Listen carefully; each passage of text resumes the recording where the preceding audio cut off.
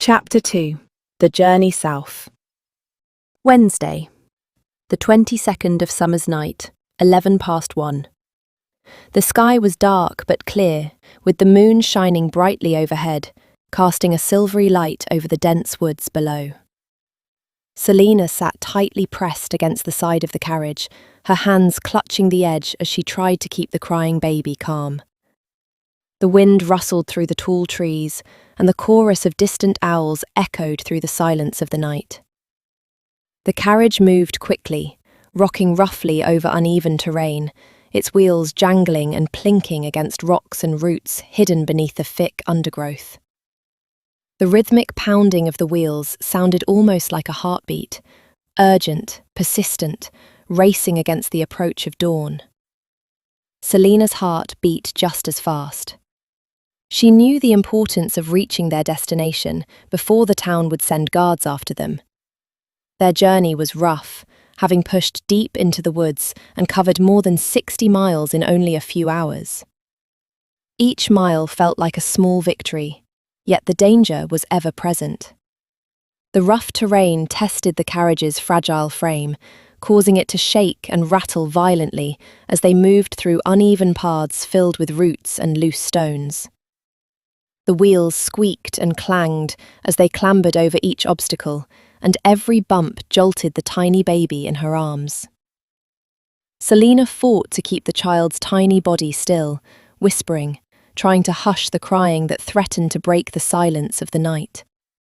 Their speed was critical. The doctor pushed the horses to the limit, and by the break of dawn, they reached the Nova Pandawa River, arriving at a hidden spot along the shoreline where a long-forgotten ferry sat quiet but ready. It had not run in years, left abandoned and rusting, but still capable of carrying the few travellers willing to trust it. Selina's eyes flicked over the scene with mixed hope and anxiety, knowing that this ferry was their only hope of escaping. She could feel the cool breeze on her face, smelling deep woods mixed with the dampness of the nearby water, as if the forest itself kept silent. "Now listen close," the doctor explained, looking around for any guards. "Follow the river. The current will take you as far as Soren, about 300 miles due east, then turn right at the next crossing until you reach Dunland's Gate. From there, head for the mountains, across the bridge, then head east for the farmlands. There are still some places in this world where the Horde cannot reach. Take refuge in the town of Belstove. Should anything go wrong, head for the island of Chiron. You and the child will be safe there." Selina threw her bag into the boat, along with a map, 2 weeks' worth of food and water, and what little money they had mustered over the years to help her get by once they were over the borders. "Come with us," she said, holding the baby in one hand with one foot inside the boat. "There is still a chance we can all escape. It's not too late." "No, my child," the doctor said with a soft smile, taking her hand. "You were right. This journey is for you to make, and you alone must complete it. I must remain here amongst our people. While it grieves me to watch you go, it warms my heart knowing that you and this child will be safe.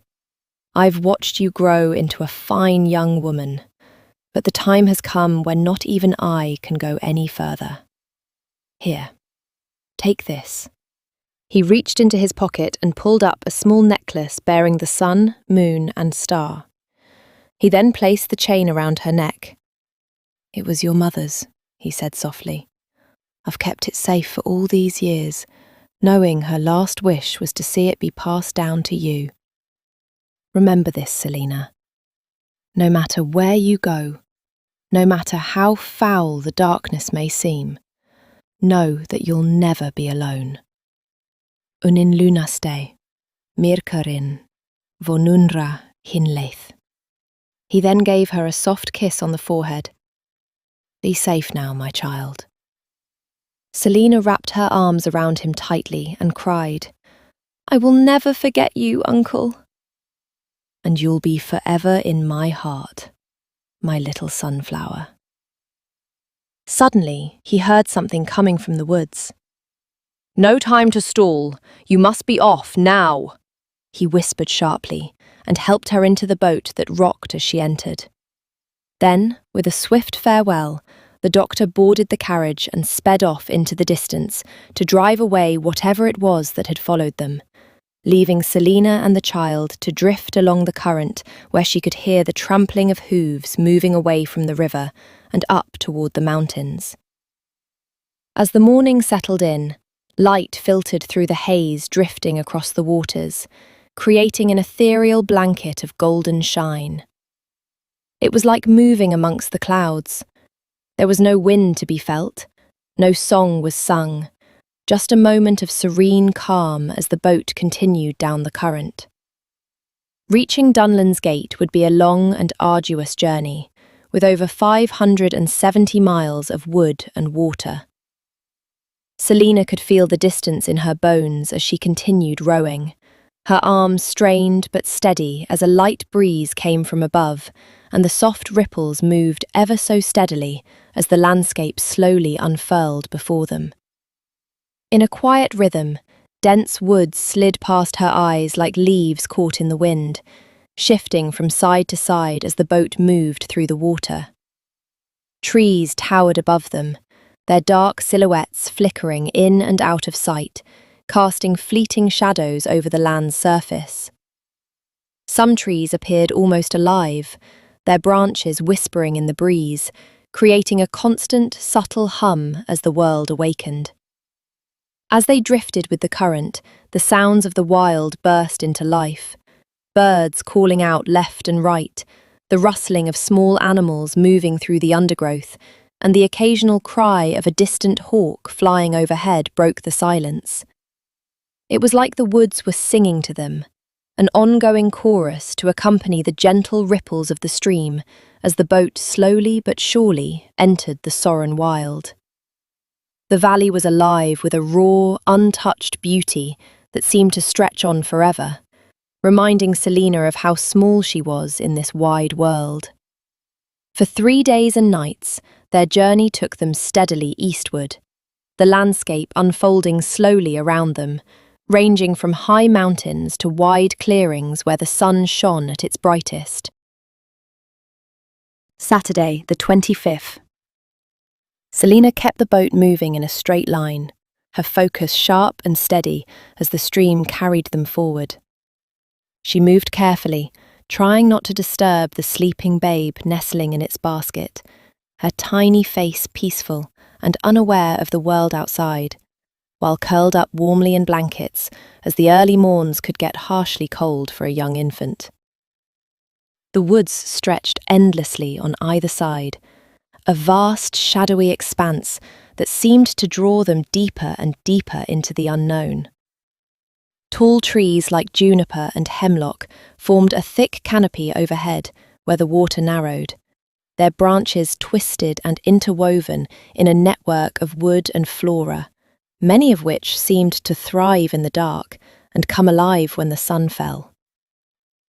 During the nights, the songs of the wild continued, eyes watching at every bay as wild animals were drawn to the waters, seemingly curious about the strange object floating past them.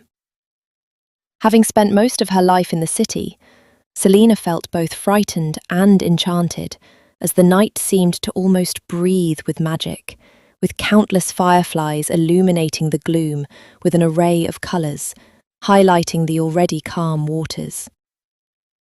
As the sun rose over the hills, the light filtered through the gaps, casting soft patches onto the forest floor. These patches nourished the small plants and herbs that clung to the ground, thriving where dew and light intersected. Bird songs began to dwindle. The air felt heavy and still, as if holding its breath in anticipation of oncoming danger. The water was perfectly calm, a smooth pane of glass reflecting the quiet sky above. Mist cloaked the surface, thick and swirling, blurring the boundary between air and water, giving the scene an almost ghostly silence, broken only by the gentle ripples of the boat. Every now and then, a small fish would jump to the surface as the morning mist rolled and curled lazily over the waters, creating shifting shapes that disappeared almost as soon as they appeared. Hours in the boat blurred together as they moved forward under grey skies. Selina's mind was focused on the journey, her hands careful on the oars, her eyes alert for any threat that might jump at them. She had heard tales about the forest and knew well of animals that would stop at nothing to get you if your guard was down for but a moment. Daylight came and went, and as the night rolled with twinkling stars, something darker was stirring on the horizon. Then, after 9 days of rowing, they finally arrived at the gates of Dunlin. But as the light sank behind the hills, the plains of Soren began rumbling as the deep sound of drums echoed through the woods. Then on Monday, the 34th, the sound of marching feet grew louder with each passing hour, accompanied by the heavy stomps of iron that seemed to shake the ground beneath as legions pressed forward relentlessly, their movements creating a deafening clatter that echoed across the plains. The terrain was littered with the bodies of warriors. Wounded figures jutted from the grass and dirt, some crawling in pain, others lying still, covered in blood. The hills nearby bore witness to the carnage, scarred with signs of fierce fighting, broken weapons and shattered shields. Everywhere, the landscape was soaked in gore, the red-stained waters running sluggishly through the muddy fields. The air was thick with the scent of death. As the horde advanced, they cast long shadows across the battered terrain, covering it with relentless fury, ravaging all in their path, trying to storm the gates. The sound of metal meeting metal and the roar of warriors rang out through the night, filling the air with a sense of impending doom. The boat, carrying Selina and the child, slid past the battlefield unnoticed, cutting through the water like a silent knife as the carnage of war echoed like a roaring lion. Selina tried her best to calm the crying baby while hiding underneath a blanket. "Hush, little one," she whispered fearfully in tears, stroking the babe's head. "It will all be over soon." Throughout the night, Selina could hear the screams of the fallen men as they were butchered brutally over mountains of dirt. One by one, they fell into the water, and for 2 long days, the screaming continued as the boat swept by them like dust in the wind. On the 3rd, the screaming slowly diminished. Then came the silence. Early one morning, Selina awoke with haste, noticing the boat had come to a halt between 2 rocks as the waves made it seem as if the stream had carried them further. But when she observed her surroundings, she saw dull woods and jagged rocks lining their path. The current had carried them past Dunlin and into the Vale Laban, also known as Dead Man's Jaw. The fog had been thick for the past 2 days, laced with the scent of barren woods and the eerie gaze of death looming within it, and the trees almost seemed to reach out with their branches to snag anyone who dared come their way. Selina took out her oar and started paddling when she suddenly felt resistance. Thinking it was trapped between some rocks, she leaned over to free it, and that's when she witnessed the massacre and destruction the horde had inflicted upon the world. There they lay, cold and silent, faces of men, young and old, rocked by the waves, all dead, all decimated, bodies sunken and carried by the current, their eyes wide with pale faces and a blank stare, some clinging to the roots of trees, while others hung, their blood flowing into the waters. And in the air lay the stench of 1,000 corpses, a noxious blend of decay and despair that sucked the breath from her lungs. Selina couldn't do anything but stare as though she had been placed in a trance, watching as the stream carried their lifeless bodies into the fog like a silent embrace. "By the 9," Selina said, barely above a whisper, tears running down her face upon witnessing the horror. After hours of drifting, they finally cleared the fog and were heading toward the mouth of Mount Rakin. The waters moved calmly, and with the current still going strong, the boat drifted across and into the darkness where the winds of the world fell quiet, replaced by an eerie moan against the tunnel walls, echoing like voices of the many lives of Dead Man's Cave still roaming these empty halls of shadow, a haunting melody from the many bodies resting beneath the surface of an icy grave. With nothing but darkness ahead, Selina lit her lantern, which only extended so far. Time ceased to exist. Every drop felt like a distant cry springing through the tunnels before fading away. Overhead, it was as if a veil had been lifted, revealing countless stars that seemed to move in a strange pattern, ranging from blue to an almost faded green and amber. A little further down, everything seemed calm. Until, crump, went the boat as it hit a bump upon entering a split in the lake. The sound frightened the child as she began to cry. "Oh, no, no, no, shh, shh, please don't cry. It's okay, I'm here, Selina whispered, and began singing a lullaby her mother used to sing for her. The brightening star in the blue gleams in the night, so bright and true, like the golden moon that shines. No, my love will be there too. Heavens bear its light so fair,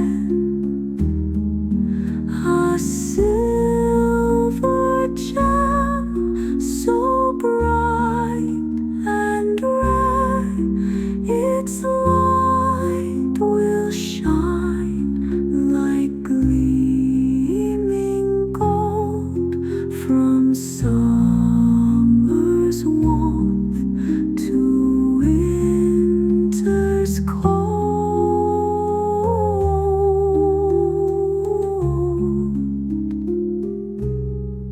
Somewhere in the blackened sky, see its light from mountains high, deep within a land of shade.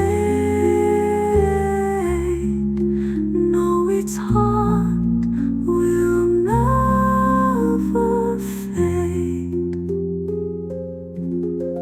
And as this day comes to an end,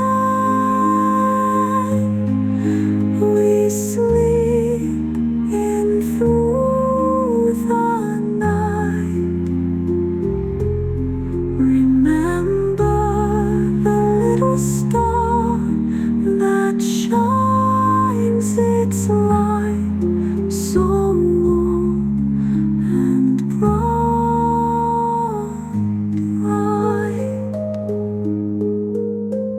Where does the road lead when the stars are gone? She spoke softly. When the sun fades and the moon shone cold. Where do we go when the land falls silent and voices lie far, miles from our path? Hush and forget tonight.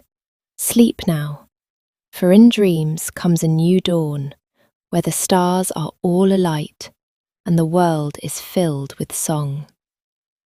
Selina smiled and kissed the now sleeping babe softly on the forehead, allowing the waves to rock as she drifted off into the land of dreams. Saturday the 39th. After 3 long days of endless darkness, Selina and the baby at long last emerged from the cave, greeted by a brilliant sunrise as they sailed through the woods of Turano, where the river split with one continuing east while the other went south. As far ahead lay the fields of Haslaw, and beyond that, Selina could see the distant forms of the Great Wall of Argonath, bathed in the sun's warming light. Having been trapped in a city her whole life, never able to see the outside world, the sight was truly remarkable, which brought tears to her eyes. Discords of beastly sounds, most belonging to prowling animals, filled the air and were backed by a faint summer wind blowing gently through the forest and catching her hair with the scent of pine and wild roses. Curving limbs waved, and a potpourri of flowers grew in abundance and added colourful variety to the otherwise brown backdrop of moss and rock of autumn creeping in. High atop, the sun flared out over the clouds, making the water sparkle like pearl and white silver. Selina took a moment and filled her lungs. "We made it," she said softly with a bright smile, holding a hand up to her face to keep the sun out of her eyes. Not far ahead, on the route going east, they came to a stone bridge crossing between. Selina went ashore on a small patch of land where the undergrowth was sparse, and most of the trees stood bare, revealing a clear path southward and a sign bearing the name of their destination. With a day away from Belstove, Selina decided to make camp for some much-needed rest and a bite to eat. With many days past, the apples in her bag had begun to turn brown, and the bread showed signs of mould and fungus contaminating her food supply. "It would seem I would have to make do on crams tonight. We're not far from town now." To her relief, the milk she had stored with the water pouches was as fresh as the day before. It had been a while since she had got proper sleep, and with solid ground beneath her feet and the baby fed, Selina settled beneath a tree, the child nestled gently in her arms as she listened to the birds' songs. The sound was like a soft lullaby, the warmth from the sun acting like a mother's embrace as the wind whispered through the trees. Selina closed her eyes, feeling her body floating as if carried away into a dreamless slumber. She awoke the following night to a pack of wolves howling in the distance. The child was still fast asleep in her basket, and rain was coming down. Upon listening closer, she heard howls make their way toward the camp. Selina hastily put out the fire, took her pack and baby in hand, and headed deep into the woods. The wolves sounded not far behind. Selina ran as fast as she could, and managed to outrun them by hiding within a well-dug indent in the ground, presumably a fox's nest. As the wolves ran past them from a far distance, heading east, Selina sighed with relief. The baby opened her eyes, and the two gazed upon each other with smiles. Early the next morning, sunlight filtered through the leaves, casting dappled patches of light on the ground. Sometimes the shadows shifted quickly as the wind stirred the branches. The forest was filled with energy, yet it also held a calm that made long walks more bearable. Selina, however, could feel her muscles protesting with every step.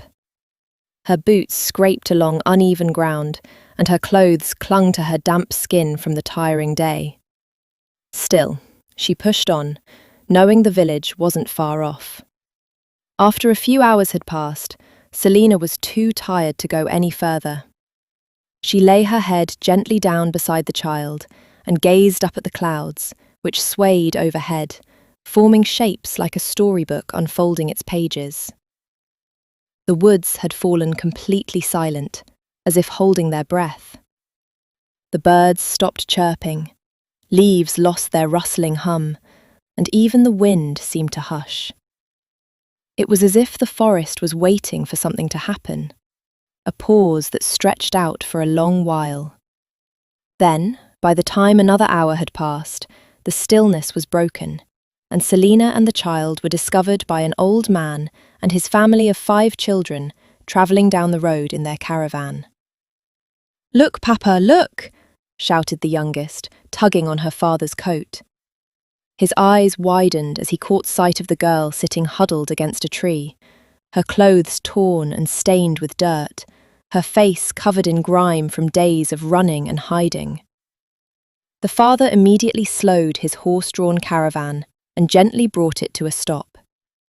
He carefully stepped down from the seat, his eyes now fixed on the forlorn girl. The family was tired from their journey, but seeing her in such a state stirred a wave of compassion. The father approached her slowly, wary but kind. He could see her trembling.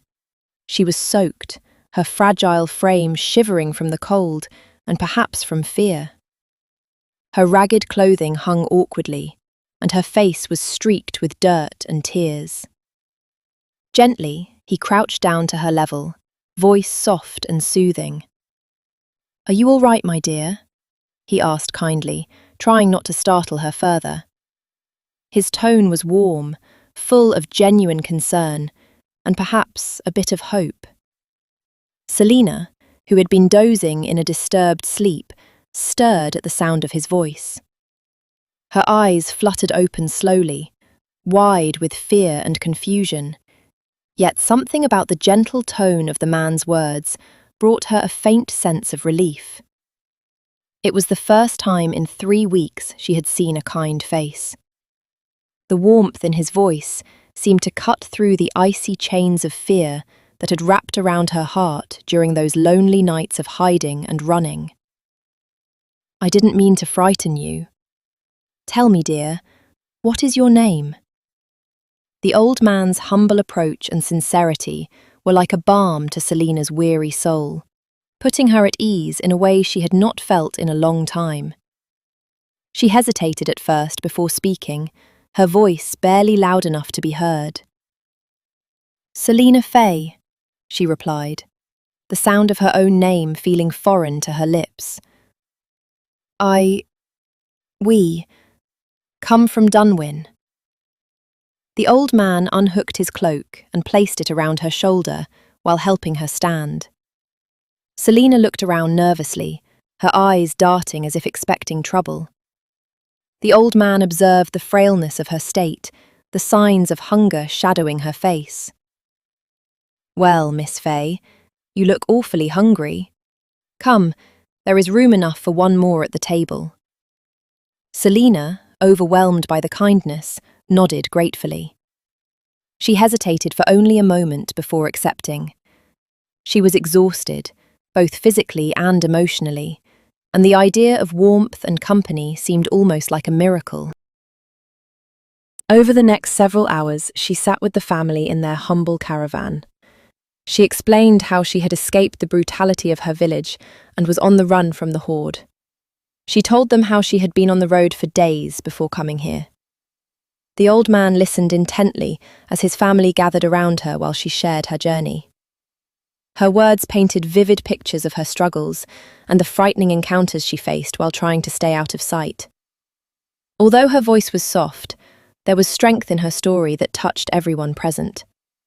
The family offered comforting words, sharing their food, and offered to escort her and the baby to the town of Belstove, though with some concern. "You look awfully young to be caring for that child all on your own," said the old man, stroking his beard. "Perhaps we can help find you an orphanage, at least until you can get settled. It's a harsh world out here for a young mother, my dear." Selina blushed. "Oh no, you're mistaken. She's my little sister." Selina didn't know why she chose to address herself as such, but something about it felt right. The old man smiled. "I see. And does the young princess have a name?" Selina felt her hands quiver as the child was never given one, and she feared that perhaps if she didn't come out with an answer, the old man might suspect her of kidnapping and report her to the authorities, who would then take the child away, perhaps for good. Selina stuttered, feeling as though all eyes were on her like hungry vultures. But then she gently grazed her fingers along the emblem around her neck and thought back to her uncle's last words. It was at that moment she knew. Selina gazed down at the baby, who opened her eyes, her little hand grabbing Selina's finger with a soft giggle. "Lunadine," Selina said, barely above a whisper. The old man was confused. "I'm sorry?" "Her name is Lunadine," Sir, Lunadine Wendymuck. The old man, being a respected priest, came forth with a smile and placed his palm over the baby's head. Then by the blessings of the nine, may the light of Ra shine ever upon thee, little one. Both of you. Selina smiled as the old man's family gathered around to greet the baby and give their blessing. As the sun dipped lower in the sky, Selina felt a strange mixture of exhaustion and relief. She had found shelter, kindness, and a moment's respite from her endless ordeal. Though her journey was far from over, she now had someone to help her along the way. For the first time in many days, she allowed herself to breathe freely, even as her mind replayed the horrors she had fled. She knew her path was uncertain, but here, in this quiet moment, she had found a sliver of hope and shelter against the storm. With the caravan rolling gently down the road, Selina and the baby slept through the night, a long, peaceful sleep filled with soothing dreams and the gentle music of the world swaying as the woods danced to the rhythm of starlit wonder. Monday the 41st. She awoke the next morning, arriving at last in the town of Belstove, the streets bustling with activity, merchants trading goods. Vendors called out loudly, offering fresh bread, colourful textiles, and shiny trinkets. Some were packing their goods onto carts, while others arranged their stalls, eager for the day ahead. The air brimmed with the aroma of baked bread and sweet fruit, blending into a lively, inviting scent, and everywhere music added to the cheerful noise. Bright instruments echoed joyful tunes that made people stop and smile. Minstrels played cheerful tunes, singing tales of heroes and distant lands, their melodies floating above the busy streets, adding a lively rhythm to the bustling metropolis. Children ran freely through the town, their laughter ringing out in pure delight. They played games of chase and tag, darting between villagers and animals alike, their faces lit with happiness. It was a bustling scene, full of warmth and life, not a place of fear or worry, but of simple joy. Every corner of Belstove seemed alive with activity. Shopkeepers shouted out special offers, trying to attract customers.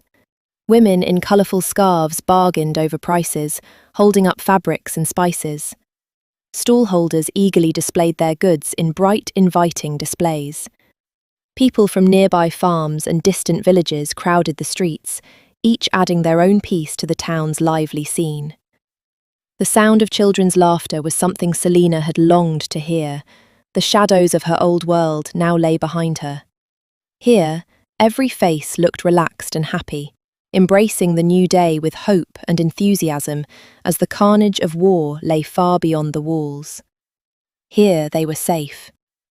With the world seemingly at her feet, Selina and the old man's eldest daughter took a quiet moment to walk down the street. The two moved slowly through the bustling marketplace, stopping now and then to examine various items and exchange friendly words. Selina offered to help gather provisions for the family's upcoming journey, knowing how important it was to be prepared. As they wandered among the stalls, her eyes drank in the sights from every corner. She couldn't help but marvel at the city's architecture, which seemed to tell stories of times long past.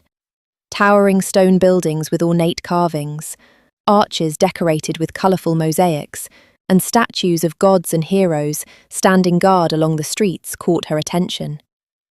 The streets buzzed with activity, merchants shouting out their wares, children laughing as they darted between carts, and craftsmen hammering away at their workbenches. The air was filled with activity, so vibrant and loud that it could overwhelm the senses at times. Yet, amid this chaos, some structures and details felt like echoes of a different time. Elements of the city's design reached back hundreds of years, to a time when the land was still young and full of promise. Some parts of the city had a sense of history that was almost tangible. Old stone walls, worn unevenly over centuries, told silent stories of battles long fought. The grand sculptures etched with skill and care seemed to stand as proud reminders of ancestors long gone. It was as if the city itself remembered those days before the war, when hopes for the future seemed brighter and the world was less worn. To Selina, the city was more than just a place to visit. It was a living memory of a time when everything felt full of possibility. She found comfort in these echoes of the past. They reminded her that even amid chaos, history endures, and stories continue to shape the world's foundation, even long after man passes into legend. As they stepped out of one of the busy market houses, the eldest daughter went back toward the caravan, while Selina and the baby headed in the opposite direction, their focus on food and supplies for the long road ahead.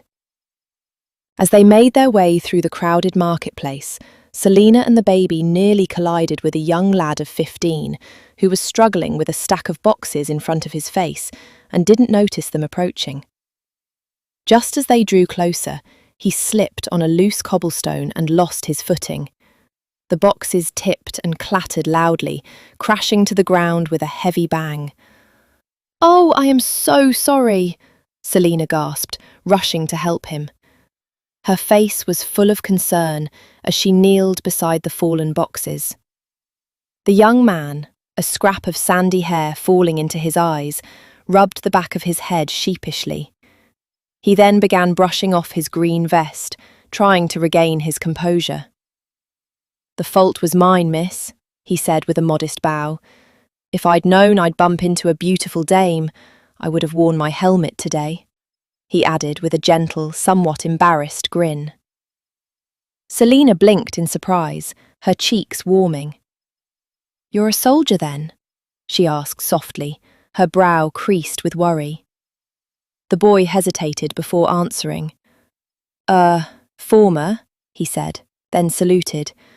"Mordigan Keith Sullivan, Esquire of the Duke's Royal Guards. Most people around here know me as Morgan." His tone was respectful, but there was a calm confidence in how he adjusted his posture, hints of a past life filled with duty and discipline. It was Selina's turn to introduce herself, a shy smile crossing her face. "It's very nice to meet you, sir," Selina smiled. "I'm Selina Fay, and this is my baby sister, Luna."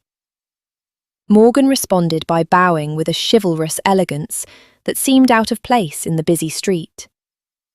"Pleasure is all mine, milady. You're not from around here, are you?" he asked with a warm, inviting smile, giving a true sense of kindness that reached his eyes. Selina looked down, her expression softening. "No," she admitted quietly. "We came here seeking refuge. Luna and we had to run from our home in the west, upriver, close to the shores of Bellswood." Her words tinged with sadness and a hope that refused to die. She explained how recent and sudden their departure had been. It was clear this wasn't an easy decision for her, but one made out of necessity. Morgan's eyes widened with a flicker of concern. "You're from Dunwyn," he said sympathetically, the name carrying weight. His tone carried a hint of surprise and worry as he studied her face more carefully. Selina glanced over her shoulder, checking to see if anyone was listening, fear flickering across her face. "Please, sir," she pressed softly, "don't report us. I promised my uncle I'd stay out of harm's way. I just want to protect my sister, giving her the life I know she deserves." Morgan's hand gently settled on her shoulder, steady and reassuring. "I wouldn't dream of it," he assured her, voice calm and loyal. "Word has gone around about Dunwyn's plight, but the Duke still sees it as a lost cause. What the Horde did to your village is beyond vile. But fear not. Hope will come to those who seek to leave the shadows behind. For are we not of the same earth? It is our duty to oppose those who threaten and or seek ill towards the innocent. You are not alone in this fight." Selina listened, her face softening as she absorbed his words. The stranger's kindness seemed genuine, and for a moment she felt a flicker of relief. "You speak words of wisdom, kind sir," she blushed, a faint smile touching her lips, while Morgan seemed to turn somewhat red with an awkward expression. "Well, I suppose I should be going," Selina said, bowing her head slightly. "It was very nice meeting you." Morgan seemed to think for a moment, and then suddenly brightened. "Wait!" he called, reaching out slightly. "I know it's not my business, seeing how we just met, but if you're looking for somewhere to stay, I might be able to help." Selina turned to listen. "There is this place," Morgan explained, "near the old forest of Shervan on the South End Road. Mr. Von Derrick runs a facility at his mansion for the weak and hungry. You could settle in and look for work in town near Rayloth. My uncle is a fisherman there, and he might be able to get you steady pay at the docks by the lake. That is, if you don't mind the smell of fish." His eyes sparkled with genuine interest, perhaps even hope, for her. Selina was surprised by this offer. "Really?" she exclaimed, voice trembling with gratefulness. "That wouldn't be too much trouble. But what about Luna? Who would look after her if I'm out working all day?" "No need to worry," Morgan reassured her. "The mansion has a newly established nursing department for newborn infants. Just a couple of weeks ago, the sheriff's department helped set up a system that lets people in large family groups settle in and earn a small income by providing weekend household chores to both young and old newcomers. You'll be able to work, knowing well that Luna here is being looked after until your return." Selina chuckled softly, a good-natured smile curling her lips.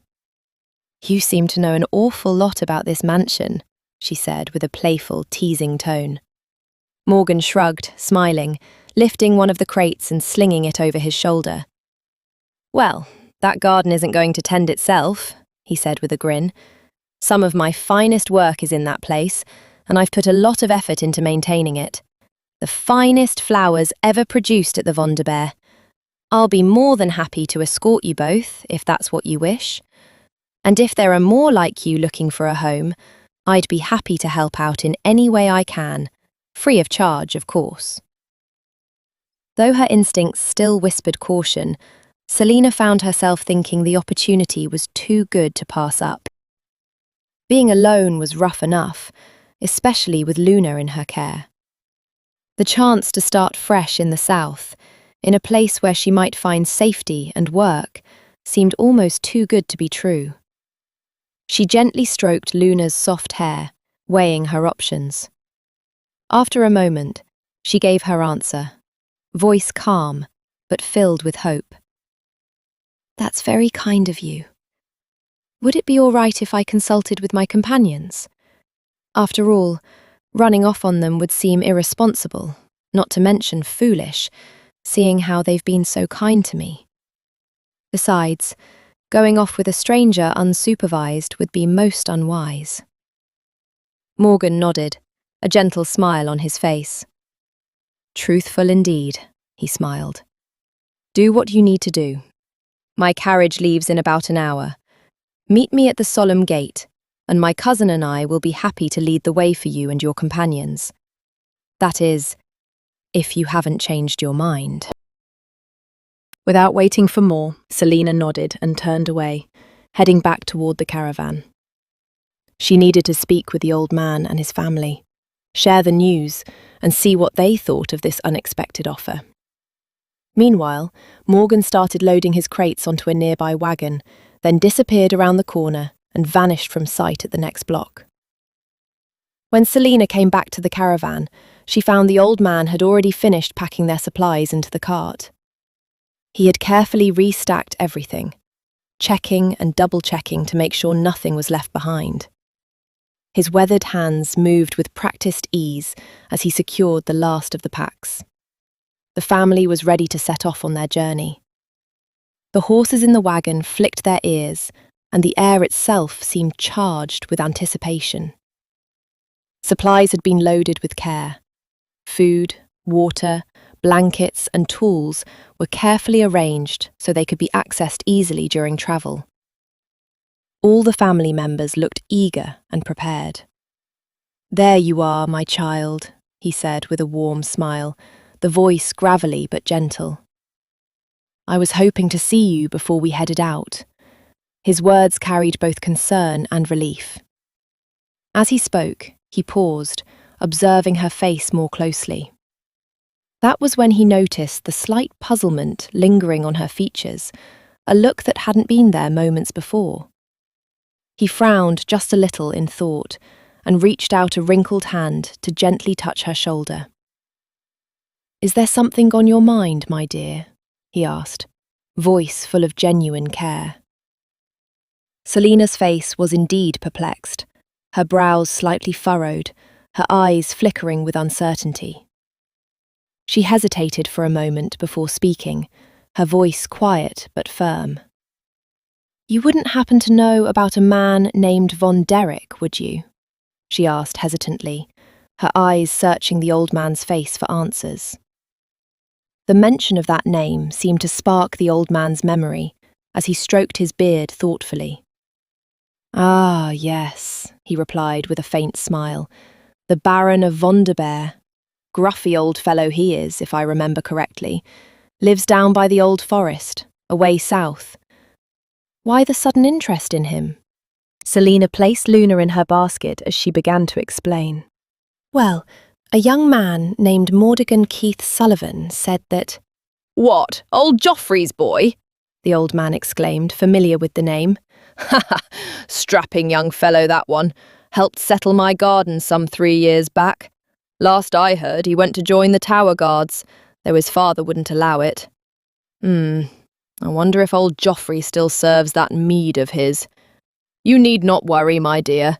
If my memory doesn't deceive me, that young man is a fine gardener, the finest in the land, and he would have made quite the soldier too, if not for that leg of his."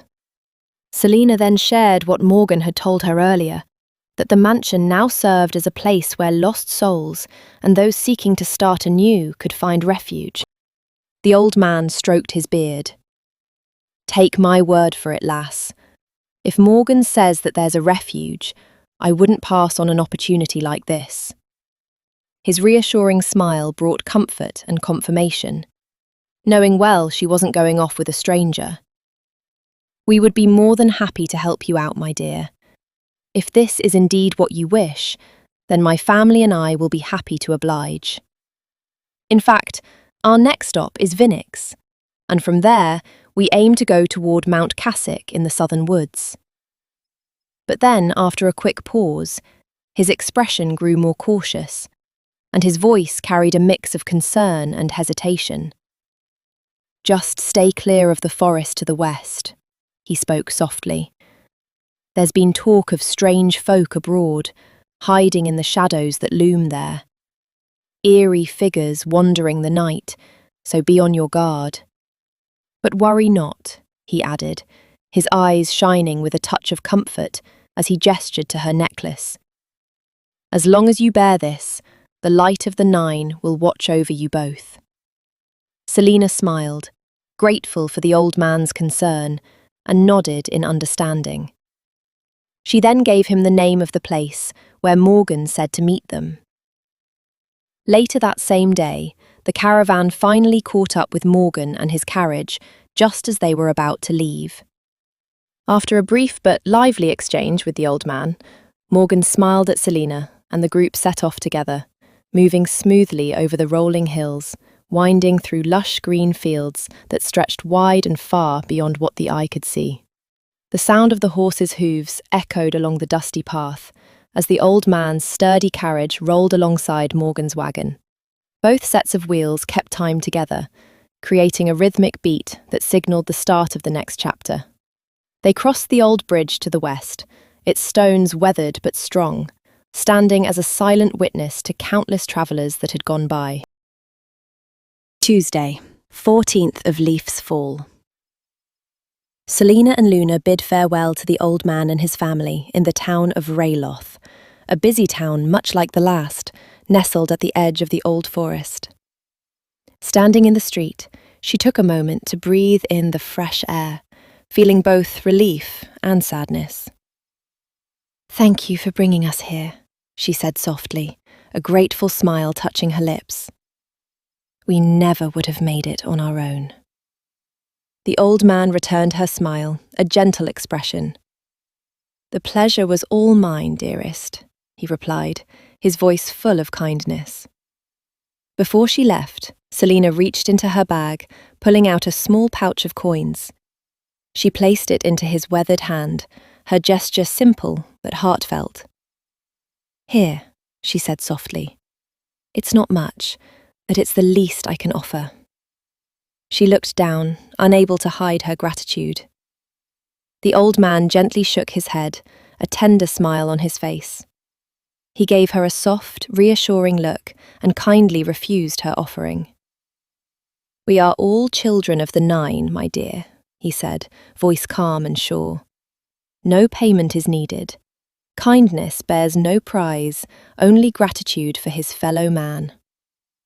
His words touched her deeply, and her eyes shimmered with tears as they embraced. Thank you again for everything, sir, she whispered. Call me Noata, my child, the priest smiled in return, then climbed back into his caravan with his 2 daughters settling close beside him.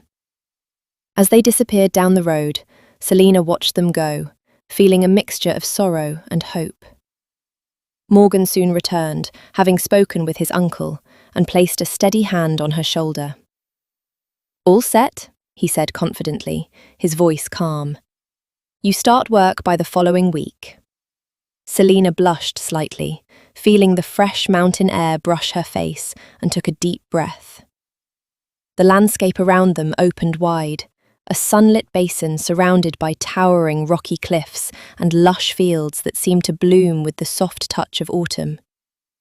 This southern land was like a natural bowl, fertile and alive year-round.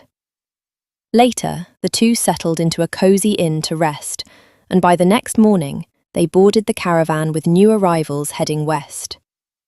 In the early hours of Thursday the 16th, Selina and Morgan arrived at the Vonderberg, a building much like a castle in its grandeur, with tall towers and tiled roofs and sandy-coloured stone walls that stood out against the green and yellow leaves beginning to show in the treetops.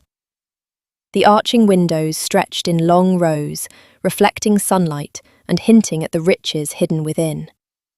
The bronze gates swung open smoothly, revealing intricate sculptures carved along their walls, with creeping vines adding a touch of nature's beauty. The courtyard was rounded, decorated with a simple yet elegant fountain, and a raised platform leading to the grand entrance. 2 huge double doors swung wide, revealing a magnificent interior. Inside, the high ceiling stretched above a grand hall with a large table set to the left, ready for gathering. To the right, a door opened outward to a garden, while a beautiful red wooden arch framed a passage deeper into the mansion. The stone tiles beneath the carpets muffled footsteps, and suits of shining armour holding halberds lined every corridor, standing tall as if knights were keeping a routine watch of every soul entering. Selina hesitated for a moment as she approached the desk, which felt enormous from her perspective, and the heavy, dark wood added to its sense of authority. Her legs felt heavy with exhaustion, but she pushed herself forward, straightening her shoulders. The elderly man behind the counter looked up slowly. He had a pale complexion, wrinkled skin that stretched tight over his face, giving him a grumpy expression. His eyes were small and sharp, peering out from beneath bushy eyebrows. He leaned forward on the counter, balancing on his knuckles like a stubborn bulldog ready to snap. His voice was loud and rough, influenced by years of hard living, as he asked, "Name," he said sharply. Selina didn't reply right away. Selina hesitated briefly, frightened and fatigued as her mind was racing, trying to find the right words. She felt her eyelids grow heavy with sleep, her energy draining. "Young miss, I don't have all day," the elder man growled impatiently, his attention sharpened as he leaned even further across the desk, tapping his pen lightly on the wooden counter. His tone was not unfriendly, but sharp in its natural stage. The waiting crowd behind her huffed softly, their impatience evident in their shifting positions and murmurings. Selina looked the man in the eye and responded clearly. "Selina Fay, sir, and this is my sister Lunadine. We come from Dunwyn." The man looked over his rounded spectacles again, eyes narrowing as he peered down at her. His expression softened slightly, but he remained firm. "All right," the man muttered, scribbling their names into a thick, battered notebook. His hand moved with a practiced, almost mechanical ease as he recorded the details. "Now," he added, adjusting his spectacles. "Given the state of your condition, we here at the Vonderbeer are prepared to offer you a position within the mansion. The rules apply that anyone under the age of 18 must take up a designated role within this facility to maintain the household, under strict supervision and rules set by the Baron. This policy is rooted in a broader framework that fosters responsibility and accountability among younger individuals. Such roles may include assisting with cleaning, organising common areas, preparing meals, or tending to household chores. You're familiar with maid services, I take it?" Selina nodded, hesitating briefly before answering. "I've done my fair share of housework, if that's what you're implying." Her voice was a little nervous as she sensed the stiffness of his stare. She was aware that her past experience might be judged, even questioned, but she hoped it would be enough. The man's face was unreadable for a moment. Then he nodded slowly, taking more notes. "Very good," he said, his tone quite formal. "Moreover, supervision is a critical component of our policy, as it ensures that the tasks are carried out safely and effectively. The Baron oversees these roles to ensure compliance with established guidelines. Now, do you have any outside connections or steady sources of income? Anything that might support you financially during your stay?" His piercing gaze lingered on her, waiting for an answer that would satisfy his prudence. Selina glanced at Morgan, who was standing nearby. His reassuring smile both calmed her nerves and strengthened her resolve. She nodded slightly, knowing that her future had to be secure. "I start work next week at the docks," she said softly, hoping that was enough. The man inclined his head slightly as he processed her response. "Excellent," he said, finally leaning back in his chair, his expression more neutral.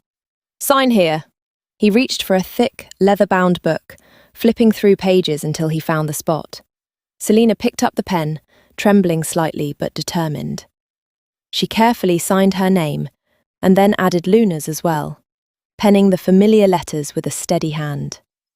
The man, appearing as if he was finished with her, slowly rose from his seat.